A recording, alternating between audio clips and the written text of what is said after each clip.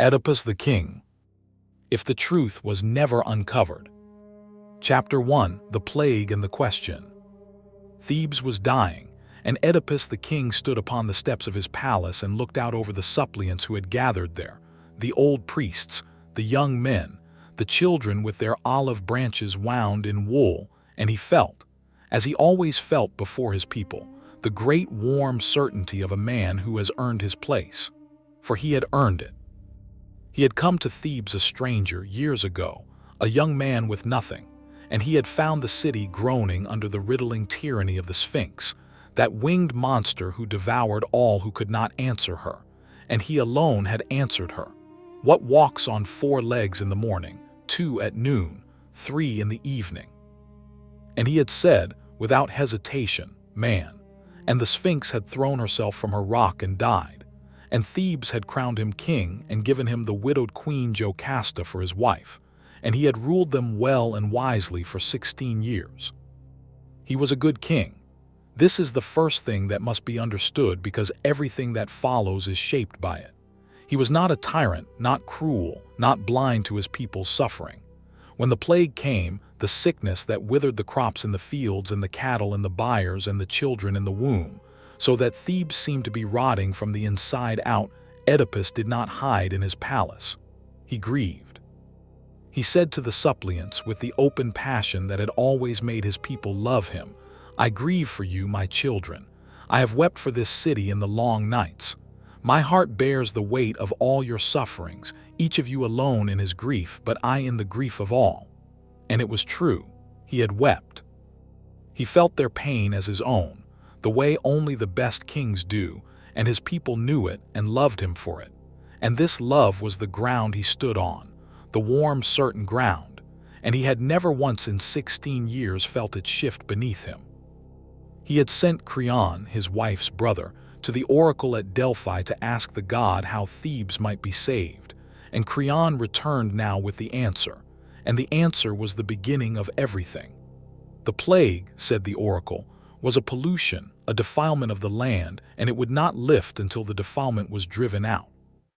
And the defilement was this, that the man who had murdered Laius, the king of Thebes before Oedipus, the first husband of Jocasta, was living still, unpunished within the city, and that until this murderer was found and cast out or killed, the god would not relent. Oedipus heard this and felt the old certainty rise in him, the certainty of the man who had answered the Sphinx. Here was a riddle, and he was the great solver of riddles, and he would solve this one too and save his city a second time. He stood before his people and he swore a great oath, swore it with his whole open heart before them all, that he would find the murderer of Laius, whoever he was, however high or low, and drive him from Thebes, that he would let no tie of friendship or fear stay his hand, that he would pursue the truth to its very end, sparing nothing and no one, because the truth was the medicine the city needed and he was the physician sworn to administer it. "I will fight for him," Oedipus cried, meaning the dead Laius, "as I would fight for my own murdered father. I will leave nothing undone to find the hand that did this." And his people wept with gratitude, and Oedipus felt the warm ground firm beneath his feet, and he did not know, how could he have known, that he had just sworn with his whole open, passionate heart to hunt down and destroy himself. For that is the secret that the city did not know, and that Oedipus did not know, and that you perhaps already know. That it was Oedipus himself who had killed Laius, long ago, at a place where 3 roads met in a quarrel over the right of way, a young man's hot quarrel with an arrogant old stranger, not knowing that the stranger was the king of Thebes, not knowing, and this is the deeper horror under the first, that the stranger was his own father, for Laius was his father. And Jocasta, the queen he had married, the wife he loved, the mother of his children, was his own mother. He had been born to them, and an oracle had foretold that he would kill his father and marry his mother, and they had given him as an infant to a shepherd to be exposed on the mountain to die, and the shepherd had pitied him and given him instead to another shepherd. And so he had been raised in Corinth as the son of a king who was not his father, and had fled Corinth as a young man precisely to escape the oracle, and had fled straight into it, as men fleeing oracles always do. killing his true father at the crossroads and marrying his true mother in the city, and ruling and loving and weeping and being loved for 16 years on ground he believed was solid and was in fact the thinnest crust over the deepest pit in the world. This was the truth. And in the story, Oedipus, sworn to find it, finds it, drives himself toward it with the same passionate energy he brings to everything, will not stop, will not be warned, will not let the matter rest, until the whole monstrous edifice stands revealed and Jocasta hangs herself in horror, and Oedipus, with the golden brooches from her gown, puts out his own eyes, so as never again to look upon the faces of the children who are also his brothers and sisters, and goes out from Thebes a blind and broken exile. And the chorus says, "Call no man happy until he is dead," and the tragedy is complete. But it did not happen so. Because of a single thread that did not pull, a single mouth that did not open, a single piece of the truth that stayed buried, and what grew in its place was not the clean catastrophe of the old story, but something slower and quieter, and in its own way worse. The long life of a man who suspected everything and could prove nothing, and lived out his days on ground he no longer trusted, never able to know whether the pit was real. Chapter 2. The threads begin to pull. It began as it begins in the old story. Oedipus sent for the blind prophet Tiresias, the one man in Thebes who might see what other men could not, and demanded that he name the murderer of Laius. And Tiresias, who knew the whole truth, for the blind see what the sighted cannot, refused at first to speak, and begged to be sent home, and said terrible things in his reluctance. How dreadful knowledge of the truth can be when there's no help in truth. I knew this well, but did not act on it, else I would not have come. And Oedipus, his temper rising, accused the old prophet of conspiracy, of being part of the murder himself, of plotting with Creon to steal the throne, and Tiresias, stung at last past his caution, struck back with the truth, flung it in the king's face. "You are the murderer you seek. You are the unholy defilement of this land. You are living in shame with those most dear to you, and do not see the evil." And here in the old story, the truth has been spoken aloud, plainly by one who knows. But the speaking of a truth is not the same as the believing of it, and Oedipus did not believe it. Why should he? Tiresias was old and angry, and had every appearance of a man covering his own guilt with wild accusations. The charge was monstrous, absurd, the raving of a cornered conspirator. Oedipus dismissed it with contempt, and Tiresias went away muttering dark prophecies that the king did not heed. And in the old story, those prophecies haunt the rest of the play and drive Oedipus on. But Oedipus in this telling was a practical man, a solver of riddles, a weigher of evidence, and he did the sensible thing. He set the prophet's ravings aside as the ravings they appeared to be, and turned to the actual investigation of the actual crime. Who had killed Laius, in fact, with evidence, with witnesses. There had been, he learned, a survivor, a single servant of Laius's party who had escaped the slaughter at the crossroads and returned to Thebes with the report that the king had been killed by a band of robbers, by many men, not one. Many men. This was the first thread, and it did not pull the way the old story needed it to. For Oedipus knew, privately, in the cold place where a man keeps the things he does not examine, that he had once, long ago, at a crossroads, killed an old man and his servants in a quarrel. But he had been one man, and the only witness had said many. And so the witness's testimony, far from condemning Oedipus, seemed to clear him. The killer of Laius was a band of robbers, and Oedipus had been alone, and therefore Oedipus could not be the man. This is the thread that in the old story Oedipus tugs at until it unravels everything, for he sends for the witness, the surviving servant, determined to question him, to learn whether it was truly many men or one, knowing that if it was one, the one might be himself. And the witness, when at last he comes, is the very same shepherd who long ago took the infant Oedipus from Jocasta to expose on the mountain and pitied him and gave him away, so that the single old servant holds, in his one trembling person, both halves of the truth, that Oedipus killed Laius, and that Oedipus was Laius's son. The whole catastrophe hangs on this one man's testimony. And in this telling, the shepherd did not speak. Chapter 3: The Shepherd's Silence.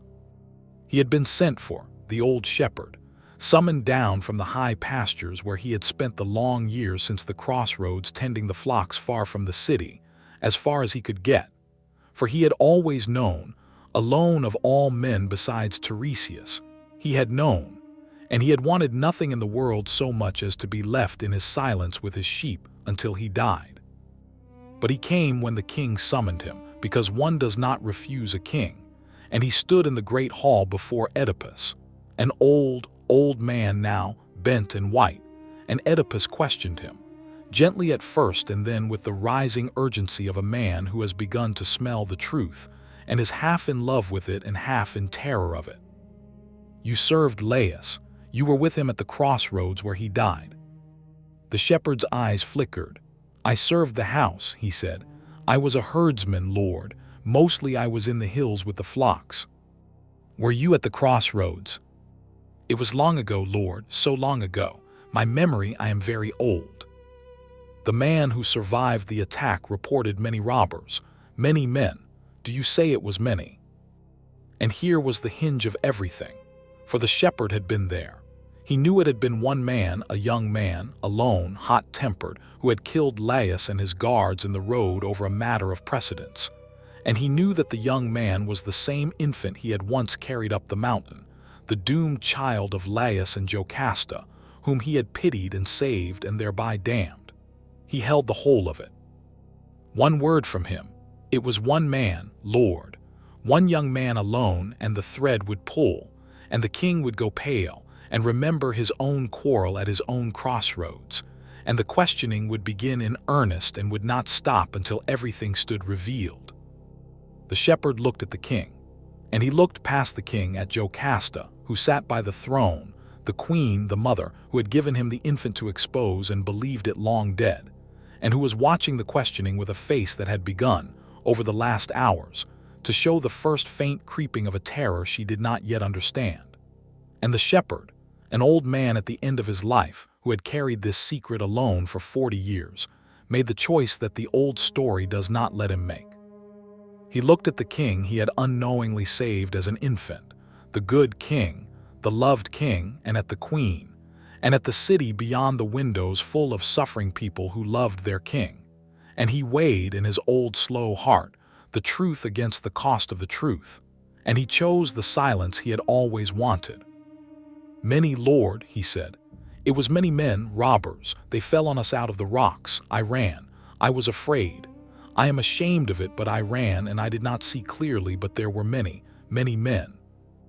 And he bowed his white head and would say no more, and though Oedipus pressed him and pressed him hard, the old shepherd only wept, an old man's tears, and said he was old, and his memory was failing, and it was long ago, and there had been many men, and that was all he knew, all he could remember, all he would ever say.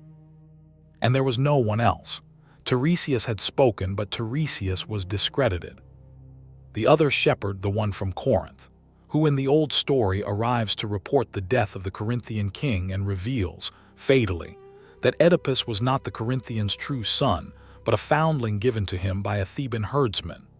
That messenger did come, in this telling too, and reported the death of Polybus of Corinth. And Oedipus grieved, and was for a moment relieved even that the man he believed his father had died peacefully of old age and not by his hand. So that the oracle was surely false after all. But when this Corinthian began to say the dangerous thing, "But Polybus was not your father, Lord. I myself received you as an infant from a herdsman of Laius's house, on Mount Cithaeron, Jocasta, who in the old story understands the whole truth in this instant and runs shrieking from the stage to her death, did understand it, did feel the abyss open beneath her feet. And Jocasta in this telling did the second thing that the old story does not let her do. She did not run to hang herself. She gathered in the space of a few breaths the whole of her queenly will, and she stopped the questioning. She rose, and she said, in a voice of command, that the king had grieved enough for one day, that these old herdsmen with their failing memories and their conflicting tales were not worth the unraveling of a kingdom, that the matter of Laius's death was 40 years cold and the murderer surely long dead, and that the plague would be better fought with prayers and purifications than with the torment of senile shepherds. And she took Oedipus by the arm, her husband, her son, whom she now more than half suspected to be both, and she drew him away from the questioning, and she was very gentle and very strong, and the king, who loved her and who was weary, and who was himself in the deepest place, afraid of what the next question might bring, allowed himself to be drawn away. This was the choice, not made once cleanly, but made by 3 people in the same hour: the shepherd's silence, Jocasta's intervention, and Oedipus's own willingness to be drawn back from the brink. 3 small refusals, 3 turnings away, each one understandable, each one merciful, each one the choice of a frightened human heart to leave the stone unturned. And together they did what no single act could have done. They stopped the truth, one step short of the light, and let it sink back down into the dark from which it had so nearly risen. And the plague, this is the thing that made the silence possible to live with, the plague lifted. Not at once, but over the following weeks, as plagues do, by whatever natural turning of the seasons or the sickness's own course had always been going to lift it. The dying slowed, and the crops came up green, and the children stopped withering in the womb, and Thebes recovered. And the people said that the God had relented, that the king's grief and the city's prayers and purifications had been enough, and they loved Oedipus more than ever, the king who had wept for them and saved them a second time. And the matter of Laius's murder was quietly let drop, an old cold case, unsolved, unimportant now that the plague was past and life went on. And Oedipus had not put out his eyes, and Jocasta had not hanged herself, and the children grew, and it should have been by every measure the world keeps a deliverance. It was not. Chapter 4, the seed of the suspicion. For the truth, once it has nearly surfaced, does not sink back down clean. It leaves a residue. It leaves a stain on the water. And Oedipus, who had been drawn back from the brink, who had let the shepherd lie and the queen intervene and the questioning lapse, did not return to the man he had been before. He could not. He had seen in that one terrible hour the edge of something, and though he had turned away from it, he could not unsee that there had been an edge. It began small, as such things begin, a wakefulness at night. He had always slept the deep sound sleep of a man at peace with his place in the world. Now he lay awake, and beside him Jocasta lay awake too, both of them pretending to sleep, both of them listening to the other pretend, neither of them speaking, because the thing that kept them awake was the thing that could not be spoken. For they both knew now, not knew, that was precisely the torment. They did not know, but they both suspected, and each knew the other suspected, and neither could say so, because to say so would be to begin the questioning again, and they had both chosen in that hour not to know. This was the particular hell of it, and it must be understood precisely because it is the whole of the story. They had not chosen ignorance. Ignorance would have been a mercy. The man who has never heard the oracle, never been to the crossroads in his memory, never seen the shepherd flinch, sleeps soundly. Oedipus and Jocasta had not chosen ignorance. They had chosen not to confirm a suspicion, which is an entirely different thing, and infinitely worse because the suspicion remains, alive, permanent, unkillable, feeding in the dark on every small thing. They had pushed the truth back below the surface, but they knew exactly where it lay, and they spent the rest of their lives walking softly around the place, never looking directly at it, always knowing it was there. Oedipus found that he could no longer look at Jocasta the way he had looked at her for 16 years. He loved her still, that was the cruelty. He loved her with the whole long-grown love of a marriage, and now into that love there crept, unbidden, unwanted, fought against with all his will, a single image that he could not banish. What if she is my mother? He did not believe it. He told himself he did not believe it. The evidence was inconclusive. The shepherd had said many men. Tiresias was a discredited fanatic. The whole monstrous suggestion rested on coincidence and the ravings of the old. He marshaled all of this every night against the image, and every night the image returned, because an image that has once entered the mind cannot be evicted by evidence, only suppressed, and the suppressing is a labor that never ends. He looked at his children, 4 of them, 2 boys and 2 girls, whom he had loved with a father's whole heart, and the same image came. What if they are my brothers and sisters as well as my children? And he hated himself for the thought and crushed it, and it returned. He could not hold his youngest daughter on his knee, as he had always loved to do, without the thought rising like bile, and he found himself holding her less, drawing back from his own children, and they felt it and did not understand it, and were wounded by it.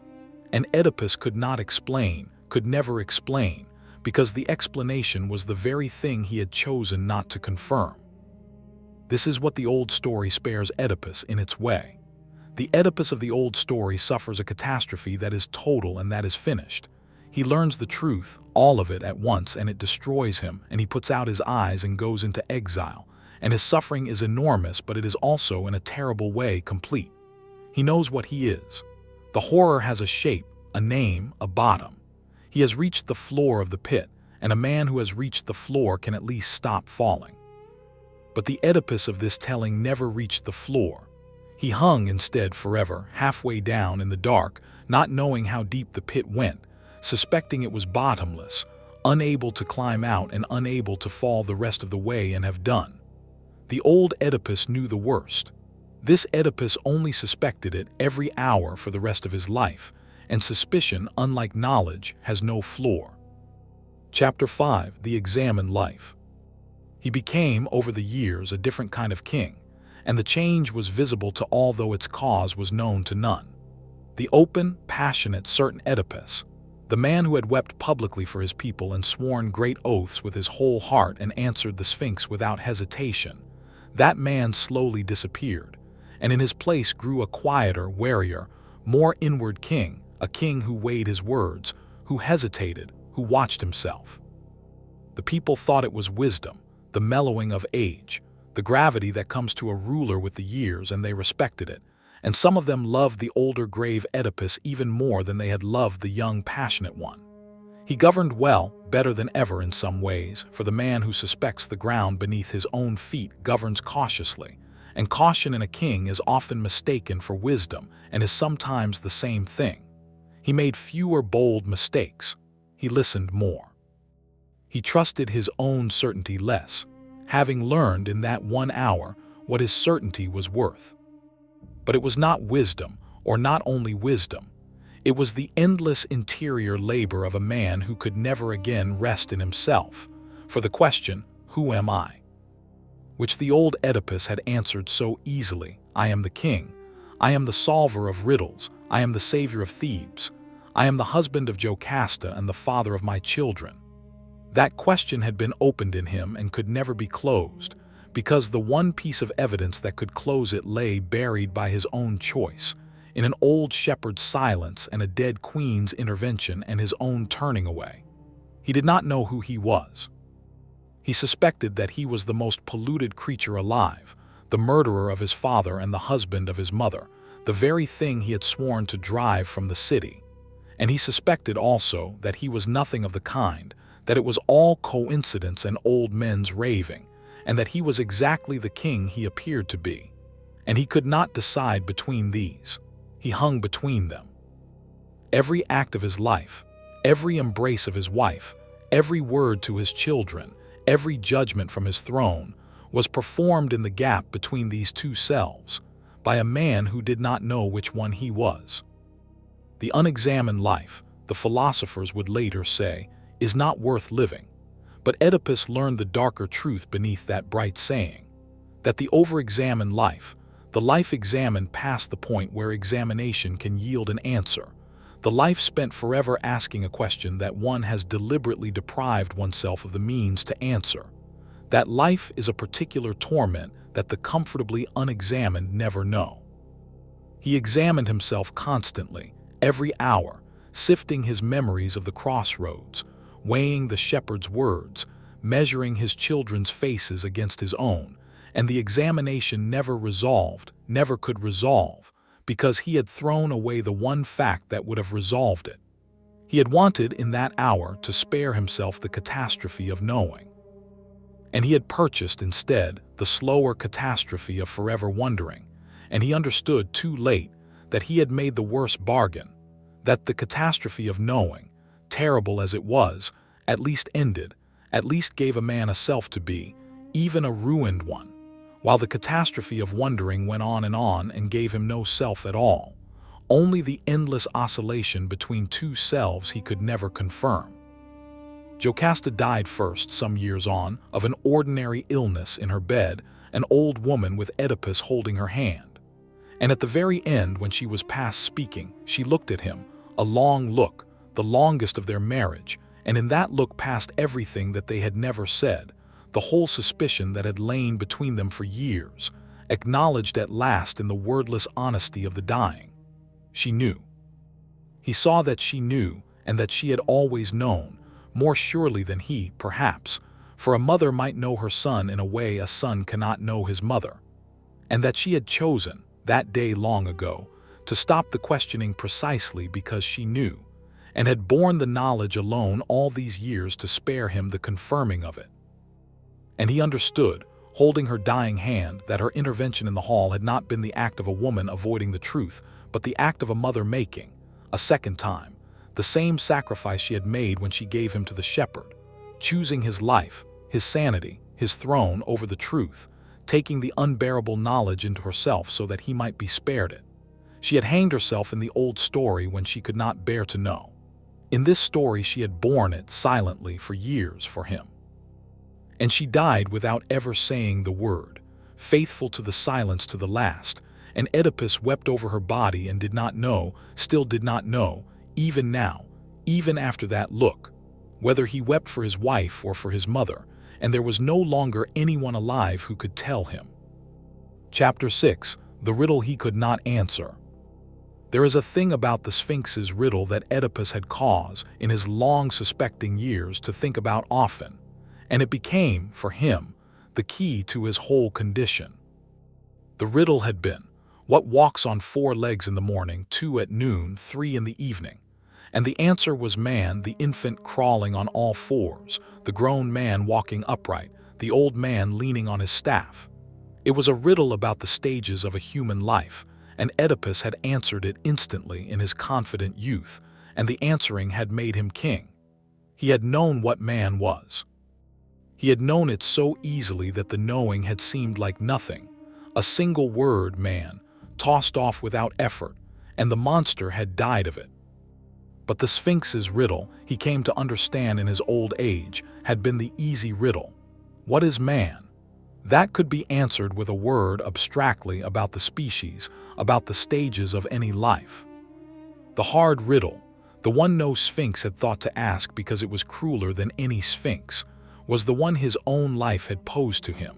Not what is man, but who am I? Not the riddle of the species, but the riddle of the single self. And to this riddle Oedipus had no answer and could get none, and would die without one. He had killed the Sphinx by knowing what man was. He had been destroyed slowly, quietly from within, by not knowing who he himself was. And he saw the terrible symmetry of it, that the great knower, the great answerer, the man whose whole identity was I am the one who solves the riddle, had been brought down not by a riddle he could not solve, but by a riddle he had chosen not to solve, having the means and refusing them, so that the unsolved riddle was not the world's fault but his own, a riddle he carried inside himself with the answer locked in a box to which he had thrown away the key. For he could have known. That was the thing he could never get past in the long nights. The old Oedipus, the Oedipus of the catastrophe, at least had the dignity of a man destroyed by forces beyond his control, by fate, by the gods, by an oracle that bound him before his birth. That Oedipus was a victim, and there is a kind of grandeur in being a victim of the gods, a tragic stature. But this Oedipus had had the truth within his reach, in the hall that day, in the shepherd's mouth, and had let it go, had been complicit in his own not knowing, and so he could not even claim the grandeur of the tragic victim. He was not a man destroyed by fate. He was a man who had been offered the truth and had flinched from it, and had spent his life paying for the flinch, and the paying was not noble, was not tragic, was only the long gray grinding down of a soul that had chosen comfort over knowledge and got neither.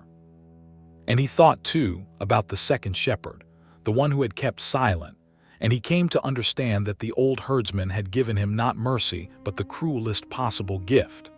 To be told the whole truth would have been a catastrophe, but a clean one. To be told nothing at all, to have lived, like most men, in honest ignorance, never having heard the oracle or seen the crossroads, would have been a kind of peace.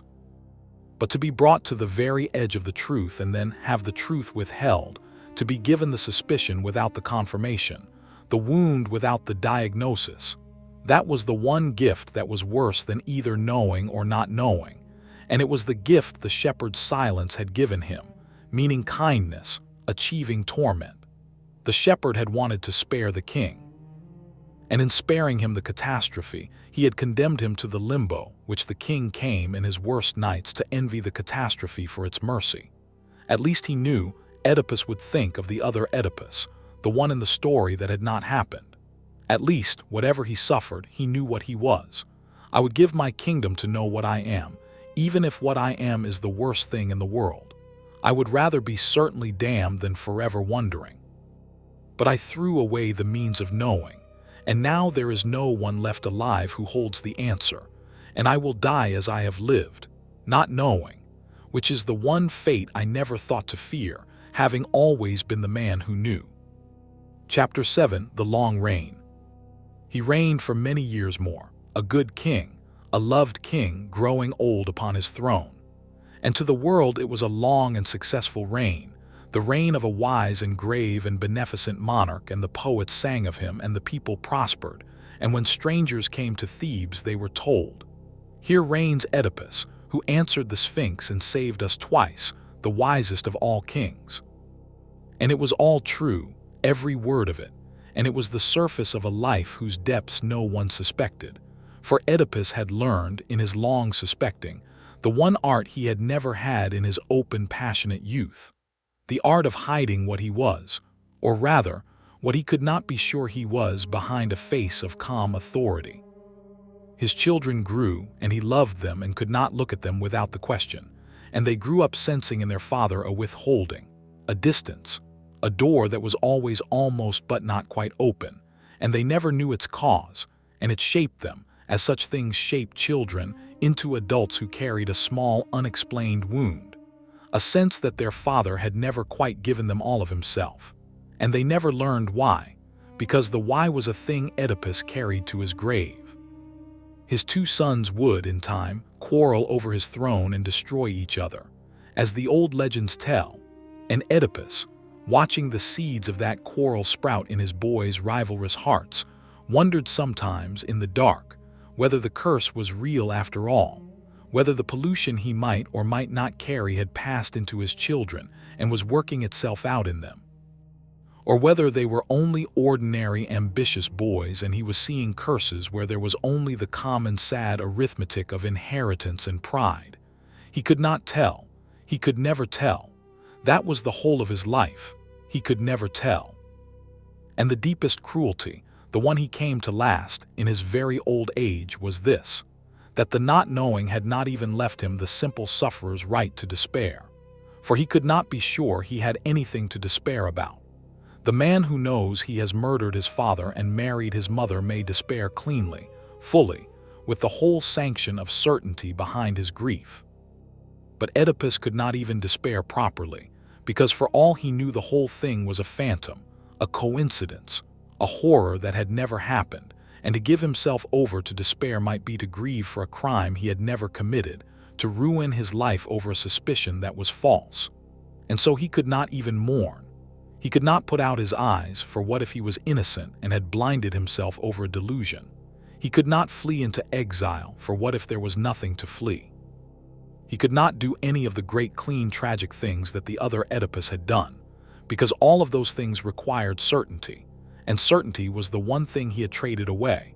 And so he was left to do nothing, to be nothing, to go on reigning and smiling and judging and loving his children at arm's length, a hollow man performing the role of a great king, never able to step out of the role and into either his guilt or his innocence, because he did not know which one was his to step into.